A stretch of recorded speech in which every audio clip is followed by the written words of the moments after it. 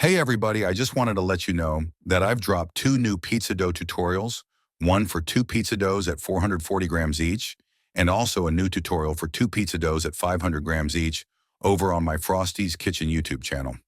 In that video, I really tried to max out the Gozney pizza oven. I'll put links to both videos under this video in the description box and also in the comment section. All pizzas were baked at a lower 700-degree Fahrenheit temp, which is 371 degrees Celsius for about 3 minutes. If you find your pizzas are baking so fast you are in a panic, trust me, doing them at this lower temperature is a game changer. The pizza still turns out great, and nobody would know you didn't do that at a higher temperature. Perfect leoparding on the top of the pizzas and great-looking pizza bottoms. That's it for now. Thanks for watching.